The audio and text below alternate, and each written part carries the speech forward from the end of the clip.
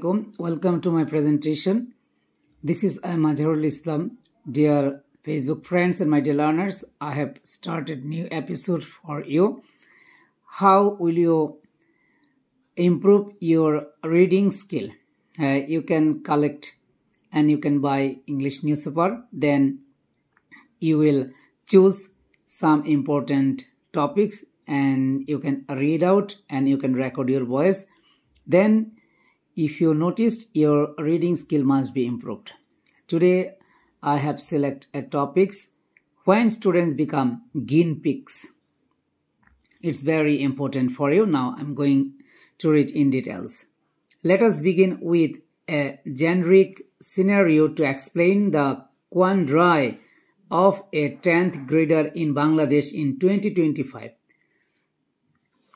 Due to take the SSC examination in a year, the student will have to choose between science, humanities and commerce streams.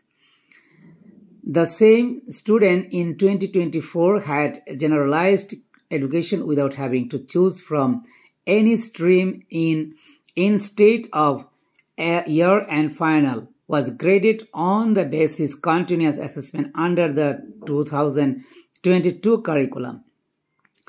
A year earlier in 8th grade student, the same student who made to follow the long-standing 2012 curriculum which used to traditional exam and mandated stream selection. This rapid succession of reforms reveals a core of problem. Education has become an elaborate experiment lacking long-term vision or educate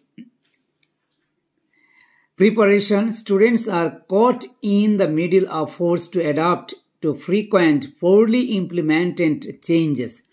The National Curriculum 2022 aimed to modernize education with a unified system grades first through to 10.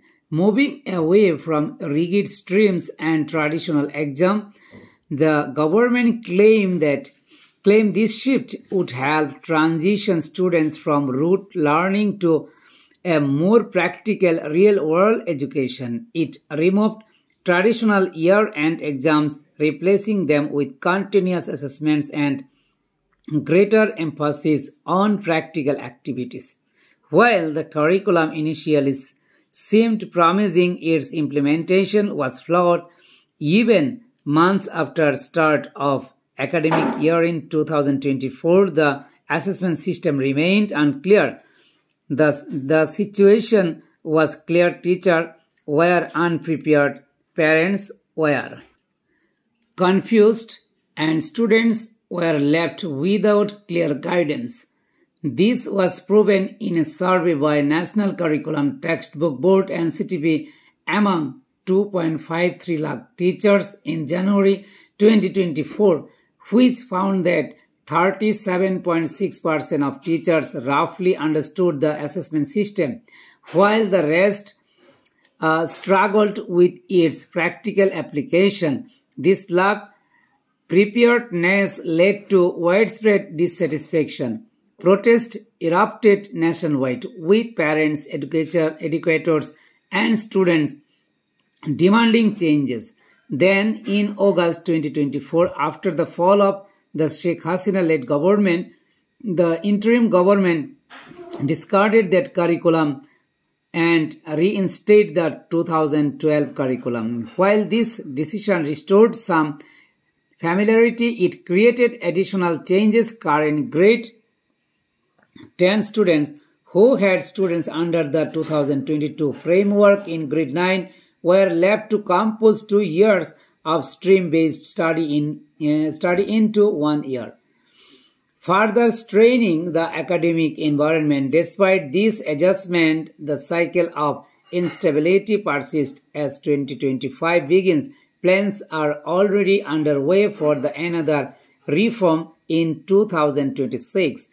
According to Bangla Daily Pratham Alo, the proposed system will once again eliminate streams for grade 9-10, replacing them with a mixed mandatory optional subjects. While this approach promises flexibility, it raises questions about the readiness of schools and teachers to handle yet another overhaul. In a system already destabilized by frequent changes, can such reforms be implemented without further compromising education quality?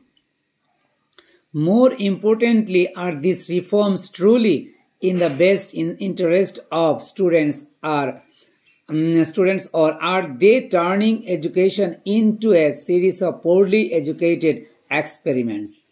The consequences of this instability are far reaching. Students face not only disrupted academics but also a loss of confidence in a system that seems directionless. Teachers too are left struggles to adapt, often without education training or resources. The frequent changes also place parents in a state of confusion, unsure of how to support their children and even ever shifting landscape. The students deserve a stable, supportive education system that helps them blossom and realize their potential in life.